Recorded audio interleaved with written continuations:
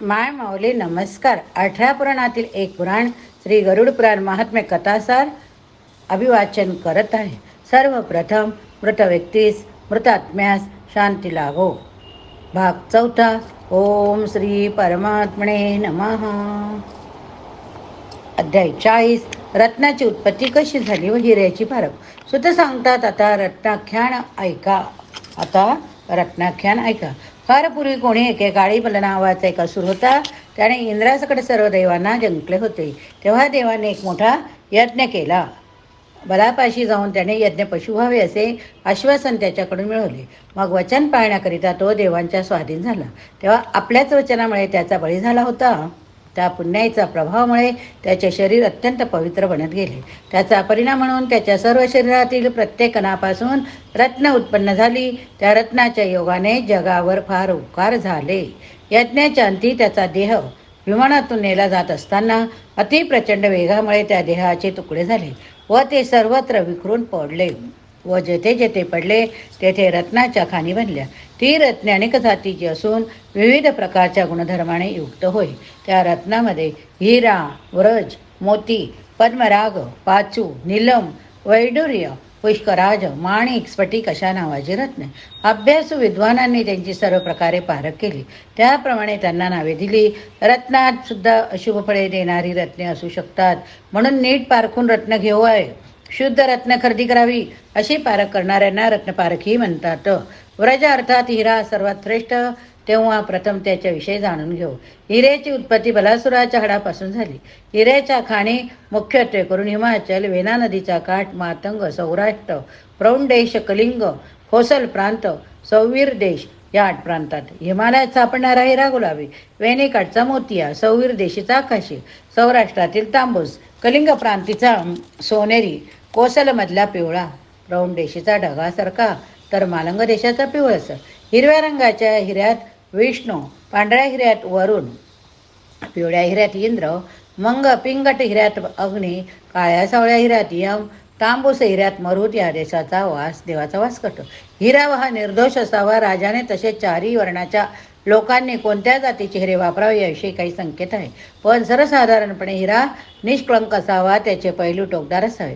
तो क्षित नसावा. असा हिरा धारण करण्यामुळे सर्वच बाजूने भरभराट होते. त्याला साप, विष, रोगराई, अग्नी, पाणी, चोर, जादू टोण्याचे प्रयोग वगैरेपासून भीती नसते.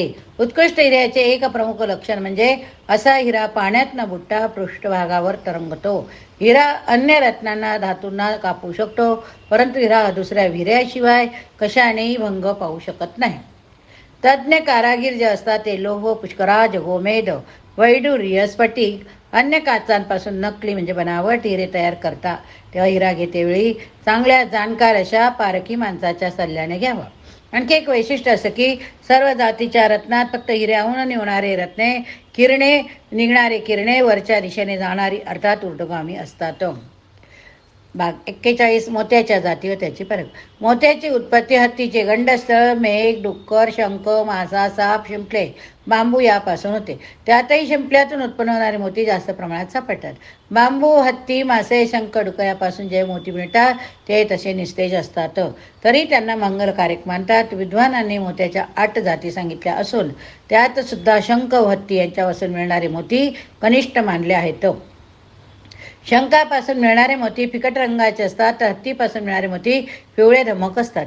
जलचर प्राणी व मासे यांच्या तोंडातून सुद्धा मोती प्राप्त होतात. डुकराच्या दातापासून बनलेले मोती फार दुर्मिळ असतात. परिस्थिती स्थानी उगवणाऱ्या बांबूपासून जे मोती निघतात ते गारासारखे दिसतात, मात्र तसेच बांबूपासून मोती बनत नसतात. आता सापापासून मिळणारा मोती म्हणजेच जो नागमणी म्हणतात तो होय. तो वाटोळा तसाच लखलखीत तलवारीच्या धारेसारखा तेजस्वी निष्कळंक असतो. हा मणी नागाच्या मस्तकात असतो. तो फारच किंचित करोड लोकातून एखाद्या भाग्यवंताला प्राप्त होतो. असा नागमणी जेथे असेल तेथे सर्वात त्या मालकाला सर्पापासून, राक्षसापासून, रोगराईने, करणे, कवटाळी, पन्नाची भिंगळीच भीती नसते. तो सुरक्षित असतो. जसे हिऱ्याची मौल्य तांदळाच्या परिमाणावरून ठरवतात, तसे पद्मरागाचे मूल्य उड्डाच्या परिमाणावरून ठरवले जाते. पद्मराग मणी धारण करणारा मनुष्य कोणत्याही बिकट परिस्थितीत सापडला असला तरी तो त्यातून सही सलामत बचावतो. भाग 43. मरकत म्हणायची पारख. असुरांचा राजा बलासूर याचे पित्त काढून घेऊन नागराज वासुकी अतिवेगाने आकाशमार्गे चालला असताना अकस्मात पक्षीराज गरुडाने त्याच्यावर हल्ला केला. तेव्हा भ्यालेल्या वासुकीने ते बलाचे पित्त तुरुष्क देशातील तुर्कस्तान एका पर्वतरांगामध्ये टाकून दिले. तिथल्या नद्यातून वाहत वाहत ते पित्त समुद्रकिनारी आले. तेथे पाचूच्या खाणी निर्माण झाल्या. त्या पित्ताचे काही थेंब गरुडाने अधांतरीच प्राशन केले. त्यामुळे तो काही काळ बेशुद्ध झाला व ते थेंब त्याच्या नाकातून बाहेर पडले. त्यामुळे तेथे सुद्धा पाचूच्या खाणी बनल्या. त्या भागातील रत्नसुद्धा विशेषहारक आहे. हिरव्यागार रंगाचे टिशू असे चमकणारे पाचू श्रेष्ठ असतात. स्नान, आचमन, जप, मंत्र, कवच धारण, गायगर सोन्याचे दान करताना किंवा अन्य साधना करते वेळी, देवपूजा, घर श्राद्ध करताना, गुरुचे पूजन करताना, युद्धात तसेच विषबाधेपासून रक्षण व्हावे यासाठी पाचू अवश्य धारण करावा. भाग 44. इंद्रनील नीलम मण्याची पारख. इंद्रनील मणी हा सिंहल द्वीपात मिळतो. त्या ठिकाणी बलासुराचे दोन्ही डोळे पडले होते. ते मणी वेगवेगळ्या निळ्या रंगछटामध्ये उपलब्ध होतात. गडद निळा, आकाशी काळसर निळा, मोराच्या कंठाप्रमाणे, विष्णूच्या अंगकांतीप्रमाणे, नीलकमलाप्रमाणे असे ते असतात. तरी ते तेजस्वी मात्र असलेच पाहिजेत. पद्मराग इंद्रनील ह्या दोन्ही मण्यांना दोष काढून टाकून शुद्ध करण्यासाठी भट्टी लावून आगीची आच द्यावी लागते व ते मोठ्या कौशल्याचे काम असते. सर्वसाधारणपणे इंद्रनील रत्नाच्या 3 प्रमुख जाती आहेत. त्यांची वर्गवारी करताना त्यांचा वर्ण, कठीणपणा, वैशिष्ट्य, गुरुत्वभार यांचा विचार केला जातो. ज्या मण्याच्या मधोमध इंद्राच्या वज्रासारखा तेजस्वी रंग असतो तो सर्वश्रेष्ठ असतो, पण फार दुर्मिळ. त्यामुळे तो अत्यंत मौल्यवान असतो. इंद्रनील मण्याची एक परीक्षा अशी की त्या मण्याच्या वजनाच्या 100 पट जास्त वजनाच्या दुधात तो ठेवला तर त्या दुधाचा रंग निळा बनतो. अशा मण्याला महानीलमणी असे नाव दिले.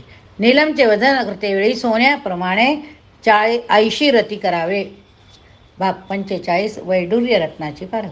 सुत सांगू लागले म्हणे, जनो आता ब्रह्मदेव व्यासांनी सांगितलेल्या वैडूर्य, पुष्कराज, कर्कतन, भीष्मक ह्या मण्यांची पारख कशी करावी तो विधी सांगतो. उंच शिखरे असलेल्या पर्वतापाशी वैडूर्य नावाची रत्ने उत्पन्न होतात. दैत्यराज बलासुराच्या आवाजातून त्याची निर्मिती झाली. सर्व प्रकारच्या रत्नात ते श्रेष्ठ रत्न हा वैडूर्य नावाचा मणी नानाविध रंगात उपलब्ध.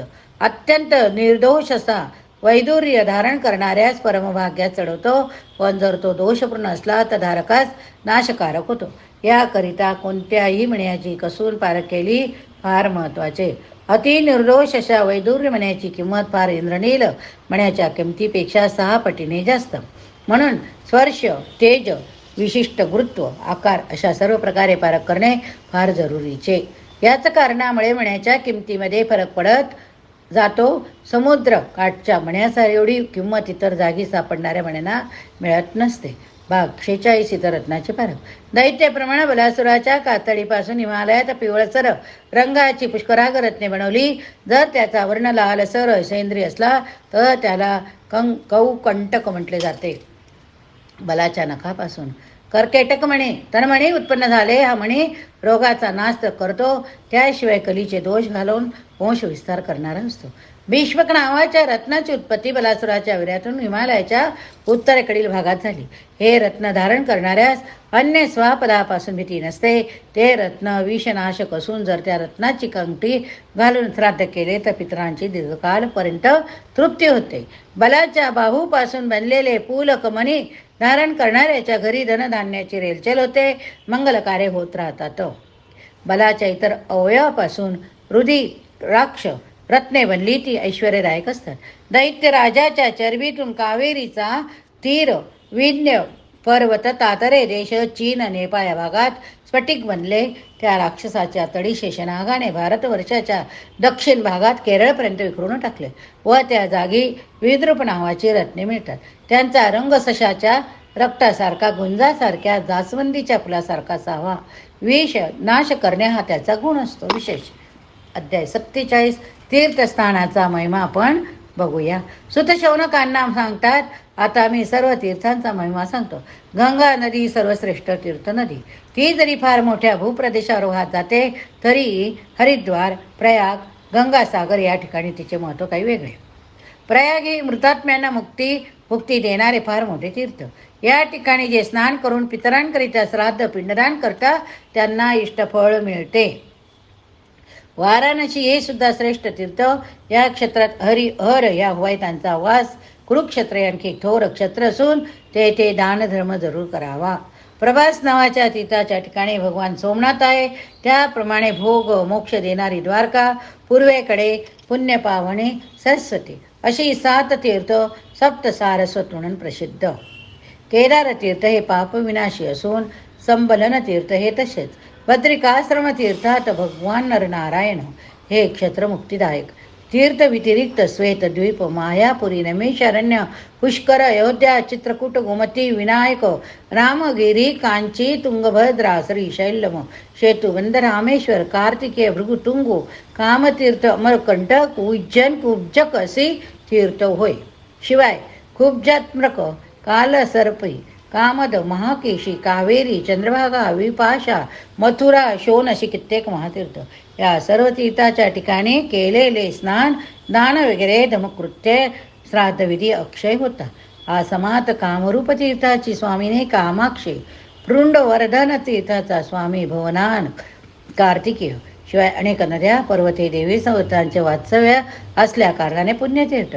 परब्रह्माचे ध्यान करणे, इंद्रिय निग्रह करणे, वृत्ती शून्यता, भावशुद्धी सुद्धा मानसतीर्थ होय. यांच्या अभ्यासाने ज्याला अभेद ज्ञान होते त्यांच्यासाठी प्रत्येक स्थळ हे तीर्थच. इतरांना मात्र तीर्थाची यात्रा करावी लागते. जेथे जेथे देवता, ऋषीमुनी, संत महात्मे वास करतात ती स्थानं तीर्थक्षेत्र होय.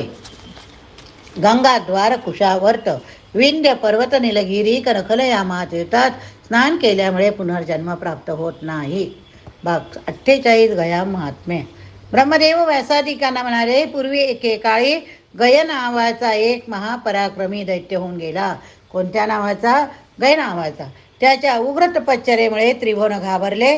सर्व देव जमून त्यांचा बंदोबस्त व्हावा म्हणून श्री विष्णूला शरण गेले. मग एकदा तो गय झोपलेला असताना श्री विष्णूने त्याच्या गदेने वध केला. तेव्हापासून विष्णू गदाधर म्हणून त्या जागी स्थिर आहे. ते क्षत्र, यज्ञ, याग, स्नान, दान, धर्मकृत्य यासाठी प्रशस्त, परंतु श्राद्ध, विधी, पिंडदान अशा क्रियासाठी श्रेष्ठ आहे. पितरांना मुक्ती देणारे असे हे महानक्षत्र होय. कोणते? गया. ते 5 कोस क्षेत्रफळाचे तीर्थस्थान ब्रह्मदेवाने ब्राह्मणांना दान दिले होते. म्हणून ब्राह्मणाच्या लोभी असमाधानी स्वभावामुळे ब्रह्मदेवाने शाप दिला की त्याची विद्या, वैभव फक्त 3 पिढ्यापर्यंतच टिकेल. तेव्हा ब्राह्मण चिंतित झाले.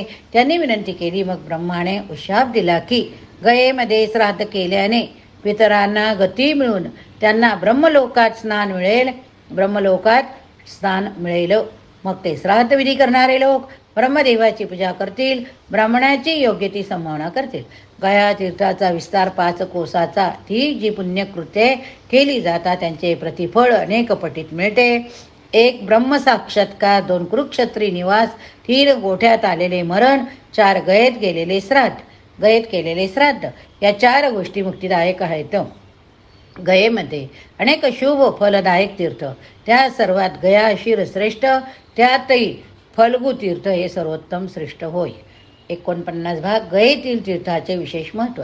गयेला जाण्या अगोदर प्रथम गावाहून निघण्यापूर्वी श्राद्ध करावे, नगर प्रदक्षिणा करावी. असा माणूस चालला असता प्रत्येक पावला गणिक त्याचे पितर स्वर्गाच्या दिशेने आगेकूच असतात. कोणत्याही क्षत्री गेल्यावर तेथे क्षौरमुंडन, उपवास हे दोन्ही विधी करणे बंधनकारक होय. मात्र 1 कुरुक्षेत्र, 2 बद्रियन, 3 जगन्नाथ, 4 गयाई, 4 क्षेत्रे त्याला अपवाद आहेत. गयेत 8 प्रहरात 24 तासात कधी श्राद्ध करू शकता. असे श्राद्ध करतेवेळी 1 कव्यवाह, 2 सोम, 3 अर्यमा, 4 अग्निश्वात, 5 बहिष्पद, 6 सोमपद नावाचे पितृदेव यांचे आव्हान करून सविनय प्रार्थना करावी. मात्र फल्गु तीर्थात पिंडदान करावे. गदाधराचे दर्शन घ्यावे म्हणजे तो पितृतृणातून मुक्त होतो.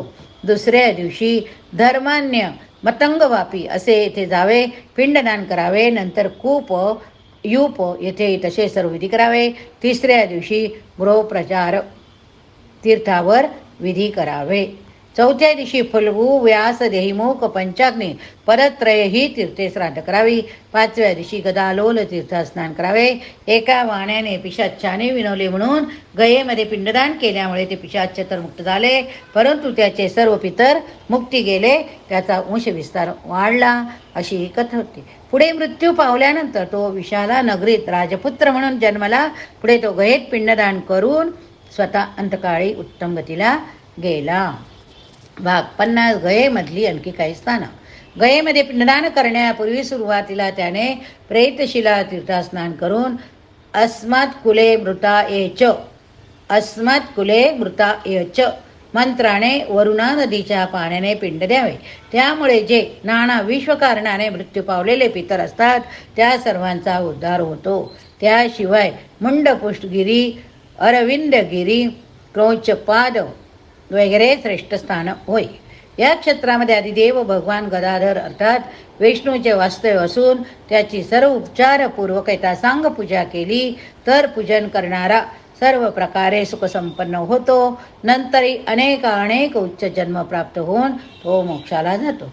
जगन्नाथपुरी पुरुषोत्तम क्षत्र जगन्नाथ सुभद्रा बलराम याचे पूजन केल्याने विष्णू लोकाची प्राप्ती होते. त्या पूजेमुळे शक्ती, आरोग्य, सौभाग्य, कामनापूर्ती असे फळे मिळतात. गयेमध्ये विविध देवतांची पूजा केल्याची फळे अशी आहे. सूर्यपूजा केल्याने रोगमुक्ती, आरोग्यप्राप्ती. कपर्दी शवशपूजेने विघ्नाचा नाश. कार्तिकेयच्या पूजेमुळे ब्रह्मलोकाची प्राप्ती. वैश्वानर अग्निपूजाचे पूजन करण्याने उत्तम अंगकांती असे लाभ होतात. भगवान रेवक्त देवाच्या पूजेने उत्तमापैकी जातीचे घोडे प्राप्त होतात. इंद्राच्या पूजनामुळे अपरिमित ऐश्वर्य लाभते. गौरी देवीच्या पूजनामुळे सौभाग्याची प्राप्ती होते, तर सरस्वतीच्या पूजेने विद्या मिळतात. लक्ष्मीच्या पूजेमुळे संपत्ती मिळते. गरुडाचे पूजन करण्यामुळे विघ्ने नष्ट होतात. छत्रपाळाची पूजा केली तर ग्रहबाधेपासून मुक्त होता येते. मुंडपृष्ठाच्या पूजनामुळे सर्वच इच्छांची पूर्ती होते. अष्टनाग पूजनाने सर्पभय्या पासून मुक्ती. ब्रह्मदेवाच्या पूजने ब्रह्मलोकाची प्राप्ती होते. यांच्या अखेरीस नरसिंह पूजने युद्धात तसाच वादविवाद जय मिळतो. वराह पूजने भूमिलाभ, विद्याधर पूजने विद्याप्राप्ती, कालेश्वर पूजने कालजय अशी फळे आहेत. अशा प्रकारच्या विविध पूजांची निरनिराळी फळे आहे. परंतु एखादी गदाधराची सांगोपांग पूजा केली तर तेवढ्या एकाच पूजेने वरील सर्वच्या सर्व फळे प्राप्त होतात. कारण गदाधर विष्णू हा सर्व देव भयमय होय अशी सर्वसामान्यता आहे. अध्याय 51. 14 मनु 18 विद्या. श्री हरी रुद्राला सांगू लागले, एकंदर सर्व मिळून 14 मनु आहेत, होऊन जात आहे. पहिला मनु स्वयंभव, त्याचे अग्निग्र वगैरे पुत्र. त्या मन्वंतरात मरीची, अत्री, अंगिरा, पुलस्ती, कृतू, वशिष्ठ असे 7 ऋषी. नंतर स्वरोचिष हा दुसरा मनु. चैत्रक, विनत, कर्णांत, विद्युत, रवी, बृहद्गुण, नभ असे त्याला 7 पुत्र. त्यावेळी ऊर्ज, स्तंभ, प्राण, ऋषभ, निश्चल, दत्तोली, अरवरी, रान असे सप्तर्षी. तिसरा म्हणून उत्तम झाला. त्याचे 11 पुत्र. अज, परशु, विनीत, सुकेतू, सुमित्र, सुबल, सुची, देव, देवा, रुद्र, महोत्सव, अजित अशी त्यांची नाव. त्या काळात रथौजा, ऊर्ध्वबाहू, शरण, अनघ, मुनिसुत, पशंकू हे 7 ऋषी झाले. चौथा म्हणून तामस झाला. त्याचे जानुबंध, निर्भय, नवख्याती, नय, विप्रभृत्य, विविक्षप, दृढबुद्धी, प्रस्थलाक्ष, कृतबंधू, कृत, ज्योतिर्धाम, पृथ्वी, काव्य, चैत्र, चैत्राग्नी, हेमक हे 16 पुत्र. तसे सुरागा, सुधी आदी करून 7 ऋषी. त्यानंतरचा 5वा मनु रैवत असतो. त्याचे 8 पुत्र असून महाप्राण, साधक, वनबंधू, निरमित्र, प्रत्यंग, परहासूची, दृढव्रत, केतू, शृंग ही त्याची नाव. या मन्वंतराचे 7 ऋषी वेदश्री, वेदभाऊ, रुद्रभाऊ, हिरण्यरोम, प्रजन्य, सत्यनेत्र, स्वधाम 6वा चक्षुष म्हणू. त्याचे 11 पुत्राची नावं उरु पुरु महाबल शतधुम्न तपस्वी सत्यबाहू कृती अग्निष्णू अतिरात्र सुधुम्न आणि नरशी. तसेच हविष्णमान उत्तम स्वधमा विरज सहिष्णू अभिमान मधुश्री नावाचे 7 ऋषी व त्या मन्वंतरात असतात. 7वा म्हणू वैवस्वत असतो. त्याचे पुत्र 11.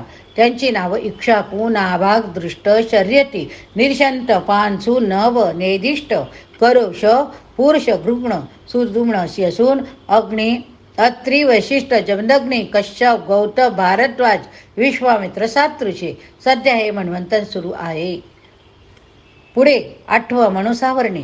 त्याला विजय आर्व वीर निर्मोह सत्यवाक कृती वरिष्ठ गरिष्ठ याचं संगती असे 9 पुत्र.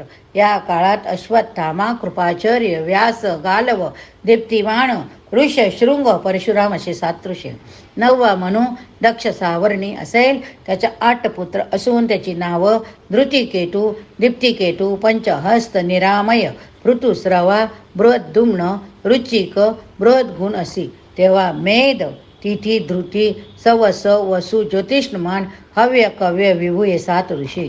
10वा म्हणू धर्म सावर्णी असेल. सुक्षत्र उत्तमौजा भुरीश्रेण्य शतानिक निरमित्र ऋषसेन जयद्रथ भुरीदुम्न सुवर्चा शांती इंद्र असे त्याला 11 पुत्र असतील. तेव्हा अयोर मूर्ती अविष्णमान सुकृती अव्यय नाभाग अप्रतिमौजा सौरभ असे सप्तर्षी होतील.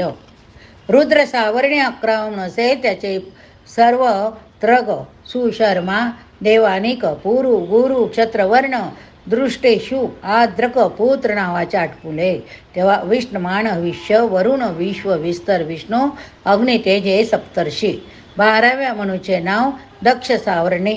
त्याला 10 पुत्र. त्यांची नावं देववान उपदेव देवश्रेष्ठ विदुरथ मित्रवान मित्रदेव मित्रबिंदू विरवान मित्रवाह प्रभाव असते. ह्या काळात तपस्वी सुतपा तपोमणी मूर्ती तपरपी तपोधूर्ती धृती तपोवान असे सप्तर्षी.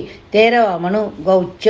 त्याला 8 पुत्र. त्यांची नावं चिंद्र चित्रसेन विचित्र तप धर्मरथ धृती सुनेत्र क्षत्र ऋती सुनय असे असतील. धर्म धृतिमान अव्यय निचारूप निरुत्सक निर्मोह तत्वदर्शी सप्तर्षी होते.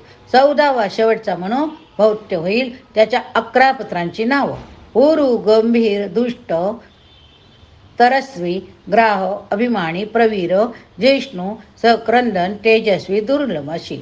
तेव्हा अग्निग्न अग्निवायू मागध सूची अजित मुक्त शुक्र या नावाची सप्तर्षी होतील. 14 प्रमुख विद्या अशा आहेत. वेद उपवेद वेदांग मीमांसा न्याय पुराणे आयुर्वेद धर्मशास्त्र अर्थर्वेद धनुर्वेद आणि गंधर्ववेद. या ठिकाणी हा भाग संपया. पुढील भागात आपण पुढील कथा बघूया. हरे नमः. ओम श्री परमात्मने नमः.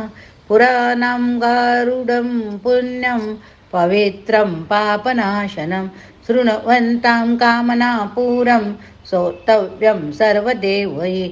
हरि हर हरि हर. ओम तत्सत् ओम तत्सत्. ओम नमः शिवाय. ओम नमः शिवाय.